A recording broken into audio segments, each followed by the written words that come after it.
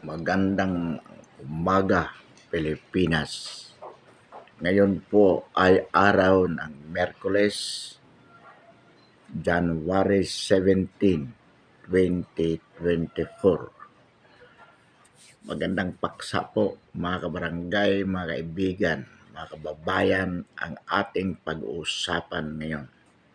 Ito po ay kasalukuyang namamayagpag sa mundo ng social media.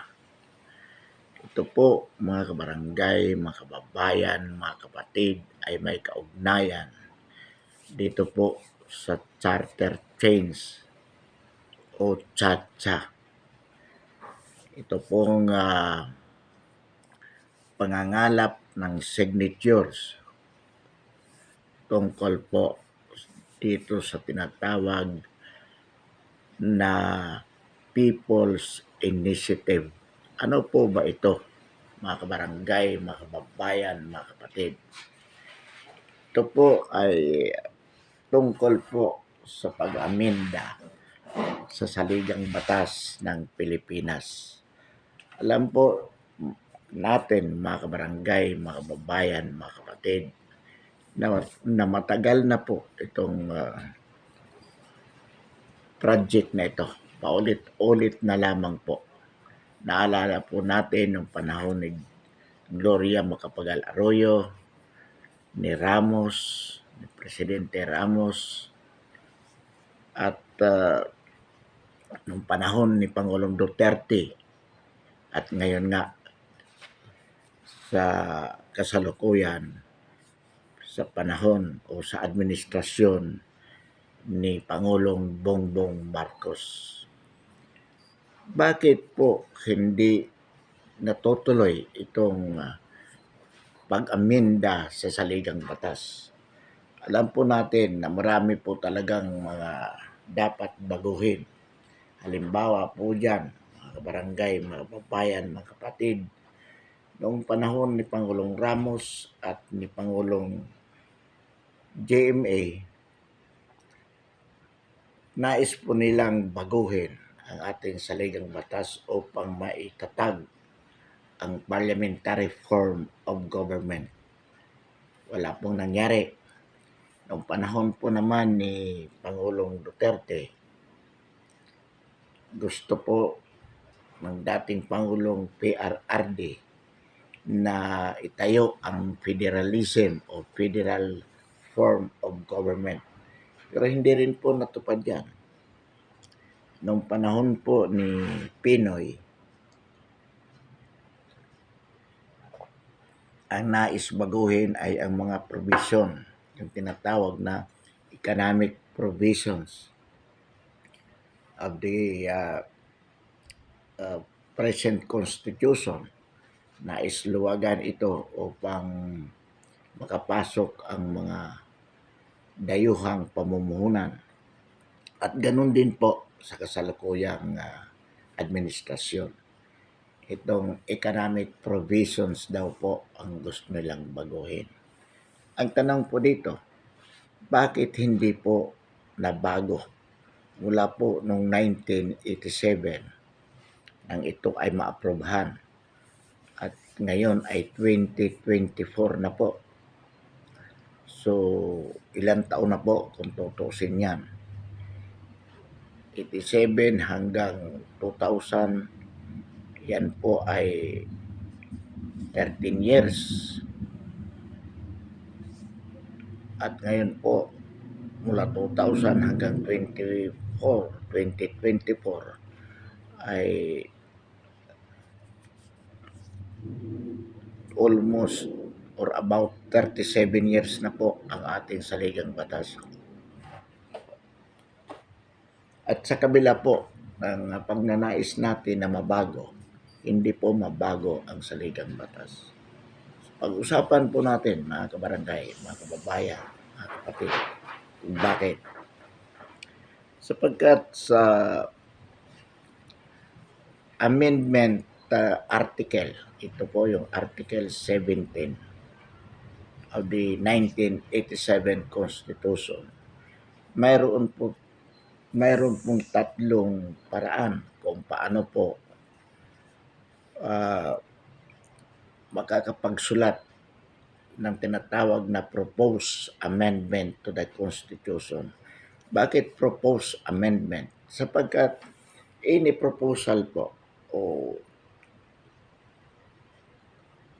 any proposal to the amendment of the Constitution should be approved by the people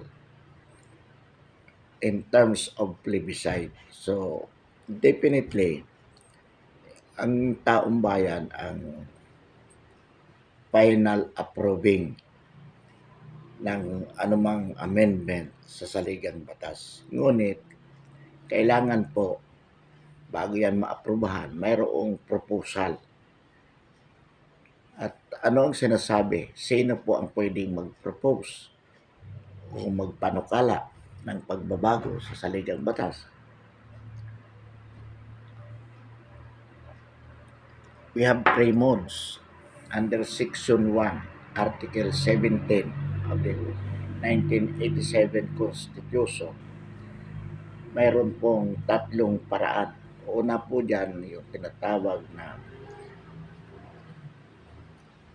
Congress. Any proposal to the Constitution may be done by Congress by way of Constituent Assembly by 3/4 votes. So, ibig po sabihin yan, 3/4 votes of Congress may amend the Constitution by way of proposal.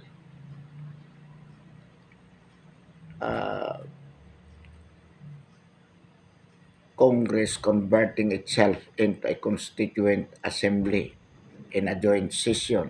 So, ang ibig po sabihin niyan, magsasama ang Senado at ang Kongreso. And by 3/4 votes, they could write a proposal to the amendment of the Constitution. So, ano po ibig sabihin? Kung mayroon po tayong senador na 24, paano makukuha ang 3/4? Divided by 4, multiply by 3. So, 24 divided by 4 is 6 times 3, 18. So, ibig po sabihin yan, with a vote of 18 of senators and another 3/4 votes of the lower house could amend the Constitution. So, kailangan ng boto ng 18 senators. Sa lower house naman po, assuming meron po tayong 360 na congressmen including party list. So, 36 divided by 4, 9 times 3, 27.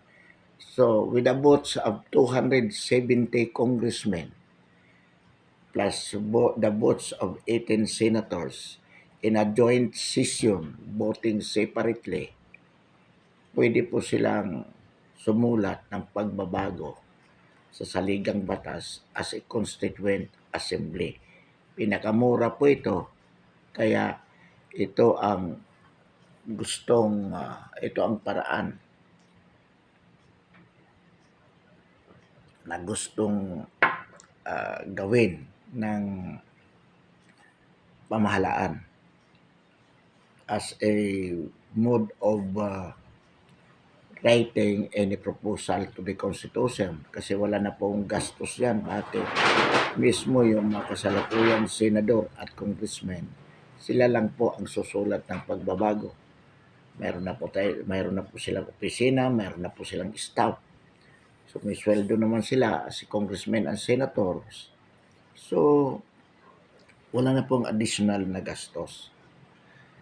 Yung pangalawa naman po na pinakamagastos ay itong Constitutional Convention kung saan ang mga tao sa bawat legislative district ay boboto ng kanilang delegate to the Constitutional Convention na siya namang magsusulat ng any proposal to the amendment of the Constitution. Magastos po ito sapagkat mag-eleksyon, asisoldohin mo itong mga delegates, ikukuha mo ng opisina, bibigyan mo ng staffs, bibigyan mo rin ng mga equipments na kailangan nila. So, magastos po ito. Kaya medyo hindi ito pinag-uusapan na ito ang gawin. Another po yung tinatawag na People's Initiative. Dito naman sa People's Initiative, ibig po sabihin yan, ang mamamayang Pilipino, pwede po silang sumulat ng pagbabago. They can also propose amendments to the Constitution directly sa pamamagitan ng 3% votes in every legislative district and with at least 12% votes of the registered voters nationwide. So, dito sa People's Initiative po, at ito ang pinag-uusapan ngayon, ang tinatawag na massive signature campaign. Kailangan bawat legislative district makakuha po ng 3% votes. At pag tinotal po niyan, yung 3% votes in 3% of the registered voters in every legislative district. Yung kabuuan po ng 3% na yan in every legislative district, kailangan hindi bababa sa 12% of the registered voters nationwide. Kung yan po ay ma-achieve, then the proposal to the amendment of the 1987 Constitution is considered approved directly by way of People's Initiative. Although, of course, it will also be subjected to the plebiscite as a final approving. Ito pong People's Initiative na tinatawag po natin is one mode of writing any proposal to the amendment of the Constitution. So balikan po natin mga barangay, mga kababayan, mga kapatid. Bakit po sa haba ng panahon, starting with President Ramos in 1992, followed by JMA from 2001 to 2010, then Pinoy from 2010 to 2016. Afterwards, itong kay PRRD from 2016 to 2022. And now, with President Marcos. Bakit po hindi nagkaroon ng pagbabago? Ang problema po kasi dito, mga barangay, mga kababayan, mga kapatid, ay itong Senado. Katulad po ngayon, sila din ang tumututol. Ang Senado po, yung 18 votes of the senators ay napakahirap pong kunin. Bakit po? Because the Senate is very much protective of their offices. Kumbaga, takot sila na ma-abolish ang Senado. So, naninindigan po sila sa punto na dapat huwag baguhin ang saligang batas. Kung babaguhin man, kailangan yung economic provision lamang. Sapagkat alam po naman natin, pag-usapan natin later ito as separate topic. Itong ang trend po kasi simula noong kay Pangulong Ramos is towards parliamentarism, o ibig sabihin yung pagtatayo ng parliamentary parliamentary type of government.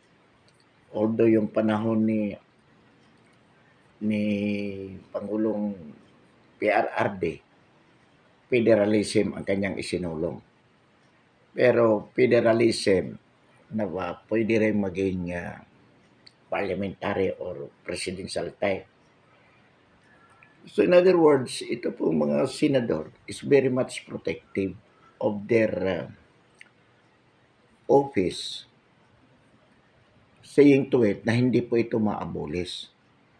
Kaya anumang pagbabago sa saligang batas ay talagang with 18 votes, talagang pinoprotektahan po nila.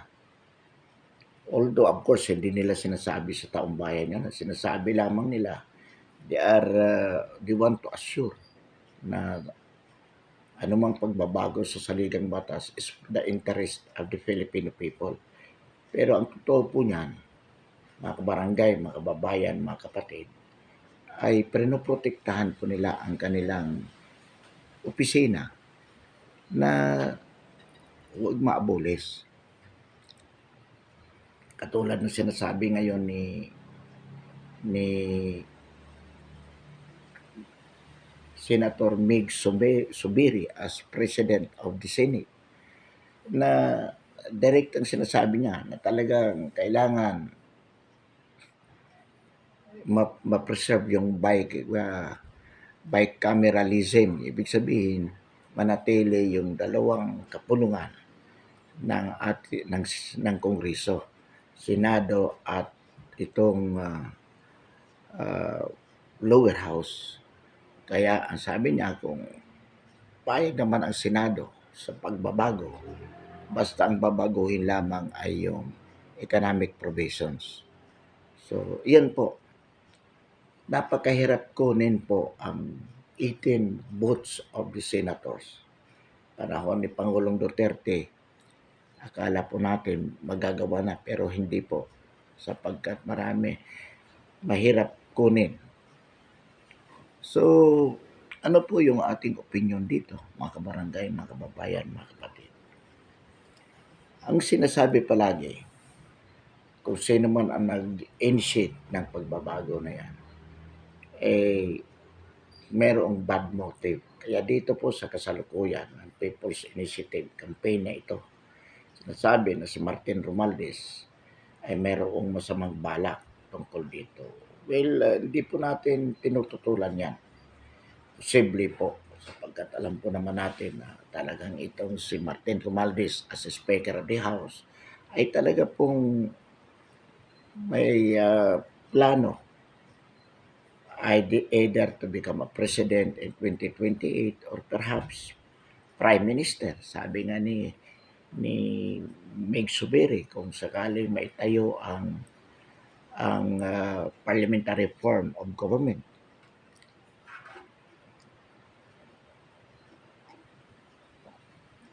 Nevertheless, mga kabarangay, mga kababayan, mga kapatid, matagal na po nating sinasabi ito. There is a need to amend the Constitution, specifically the political aspect in terms of shifting from presidential to parliamentary type, which cannot be done under the present setup, sapagkat ang nakalagay nga po, if Congress should write any proposal to the Constitution by way of constituent or by way of constituent assembly, kailangan po Congress has to sit in a joint session voting separately by 3/4 votes. Ngayon po, dito sa isinusulong na People's Initiative, meron pong lumapit sa atin. Hindi ko na po babanggitin ang barangay sapagkat baka ma-burn out yung ating informant. Ipinakita po sa atin ang proposed amendment by People's Initiative na kung saan sinasabi dito na Congress by 3/4 votes voting jointly could amend the Constitution. So ano po ang ibig sabihin niyan? Sa original, kung sinasabi na dapat ay three-fourth votes, voting separately, ang sinasabi po sa amendment ngayon by way of People's Initiative, Congress by Constituent Assembly could write a proposal to the amendment of the Constitution in a joint session voting jointly. So ano po ang pagkakaiba niyan? Mga kabarangay, mga kababayan, mga kapatid. Dito po sa voting jointly na isinusulong, ang mangyayari po, kung maaprobahan po ito, ang Congress, they can sit into a constituent assembly by way of joint session, voting jointly. So, paano po yan? With three-fourth votes. So, paano po yan? So, yung 24 plus 200, 360. So, mangyayari po niyan, i-add yung, i-add yung 24 plus 360. So, it will be 384. Divided by 4, multiply by 3. So, 384. 384. I-divide mo yan ng 4. Multiply by 3. So, ang mangyayari po dyan, 18 plus 270. So, magiging, kasi yung 18, iyon po ang 3/4 votes ng senador. Plus yung 270. 70 plus 18. Something about 390. Yes, 390. 390. With 398 votes, without distinguishing whether it is a vote of the Senate or the congressman, approve po ang isang proposal to the Constitution. So, in other words, dito po sa botohan na to, mababaliwala ang power ng senador. Because definitely, ang 80 na yan na kailangan at the moment to approve any proposal, kayang punuan yan. 270 dati plus 18. Whether yung 18 na dagdag na yon ay boto ng congressman, even if there is no vote from the Senate. So, ang mangyayari po, approve yung proposal na yan by way of Constituent Assembly. So, ang ipinanggagalaiti po dito ng mga senador, mga barangay, kababayan, mga kapatid, dahil mawawalan sila, practically speaking, they lose the power to equally control any amendment to the Constitution with the lower house. Ang mamamayagpag dito ay yung lower house. So, ang tanong, masama po ba ito? Well, of course, on the part of the Senate, on the part of the senators, definitely, that is too bad for them because para na silang tinanggalan ng kapangyarihan. Hindi lang parang, talagang tinanggalan sila ng kapangyarihan to actively participate in the writing of any proposal to the Constitution. Ang mamamayagpag dito, yung lower house. Pero huwag po nating tingnan. Sa atin po, personally, we do not want to look into the fact as to whether whose interest we will be serving, whether Senate or lower house. Hindi po. Ang tingnan natin dito, yung finally, yung interest of the Filipino people. So in other words, tama ba o mali itong isinusulong na People's Initiative? Sa atin pong personal na paniniwala, mga kabarangay, mga kababayan, mga kapatid, it is good for the Filipino people. Bakit po? Because under the under the sit-up, should this people's initiative be approved, it can be, the Constitution can easily be amended by way of Constituent Assembly. Kasi nga, pag na-aprobahan tong People's Initiative, it can easily be amended by way of Constituent Assembly because then Congress may sit in a joint session to write an amendment to the Constitution voting jointly. So napakadali, mas madali po kumpara doon sa voting separately na kung saan itong 18 senators ay merong equal power with that 270 congressmen. Whereas kung maaprubahan tong People's Initiative na ito, kahit ayaw bumoto ng senador, magkakaroon po ng pagbabago sa saligang batas by way of Constituent Assembly. Alam po natin na mayroong pangangailangan para mabago.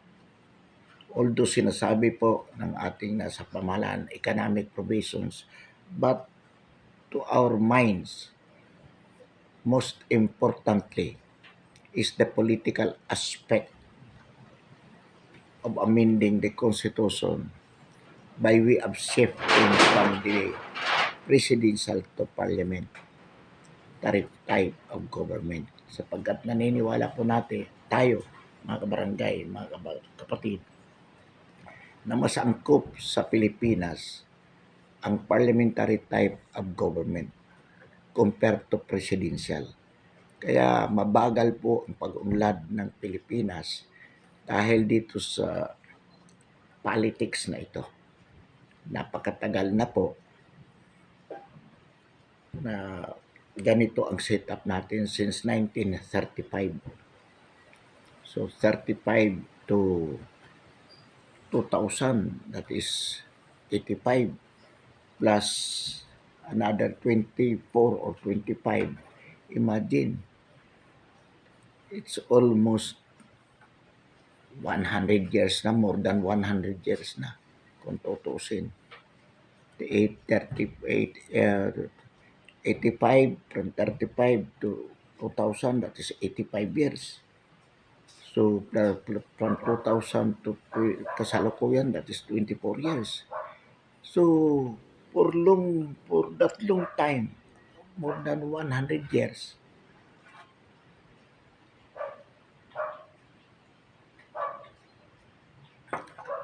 almost 65 pala, 35 to 2000 is 65 plus another 24 years. So mga 85 or 90 years almost. Ganito pa rin po tayo. Samantalang yung ating mga karatig bansa na sila po ay parliamentary type of government, munlad na po. So, kailangan pong mabago ang saligang batas. At ito po ang paraan. Itong People's Initiative na ito. Kaya po, personally, sa atin pong evaluation, regardless of the motive, personal motive of Martin Romualdez and colleagues in the lower house, temporary lang po sila niyan. Sila ay anytime pwede mapalitan. But what we are trying to change here is the system, the mode of amending the Constitution by way of Constituent Assembly na mas madali kapag na-aprobahan po itong People's Initiative. Kaya inuulit po natin, regardless of the personal motives of Martin Romualdez and his colleagues, we support this People's Initiative Campaign.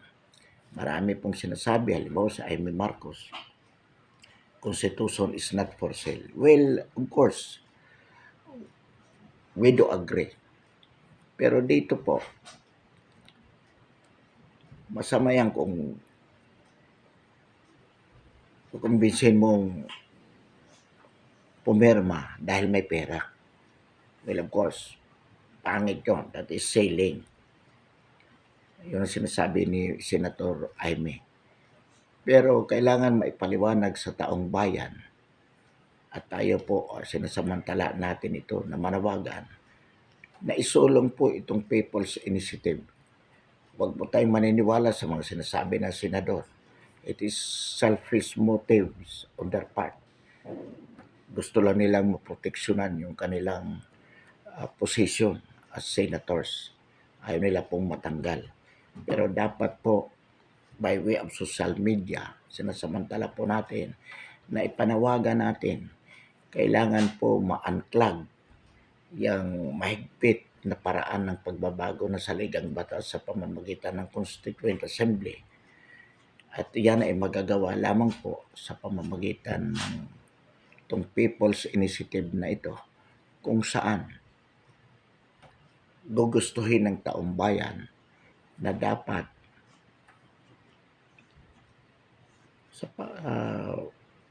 mas madali ang pagbabago sa ating saligang batas by way of Constituent Assembly in terms of or whereby Congress in a joint session voting jointly could write any proposal to the Constitution. So, mga kabarangay, mga kababayan, mga kapatid, sinasamantala po natin ang panawagan na ito na isulong at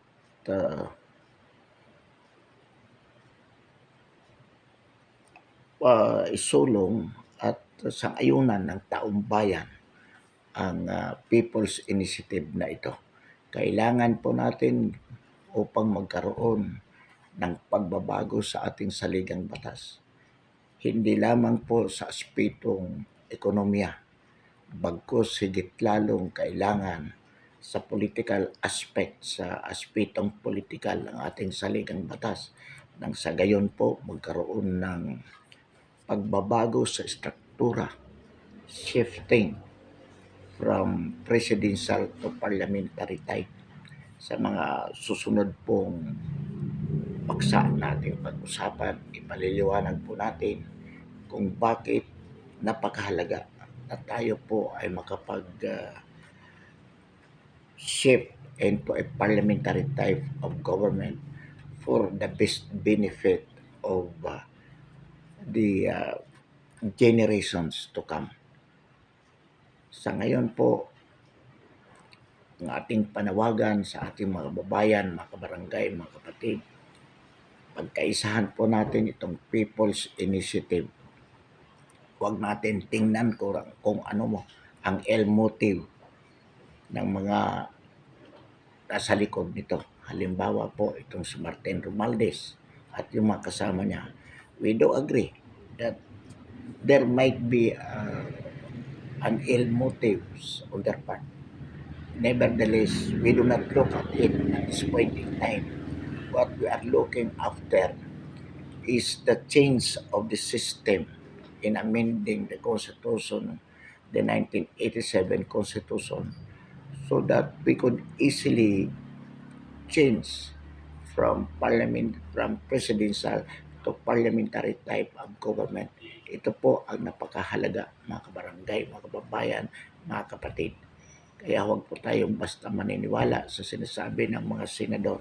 Sila po ay mga sakim, protective of their offices as senators, na posible pong mawala if we will be shifting from presidential to parliamentary type, at ito po ang kanilang iniiwasan na mangyari.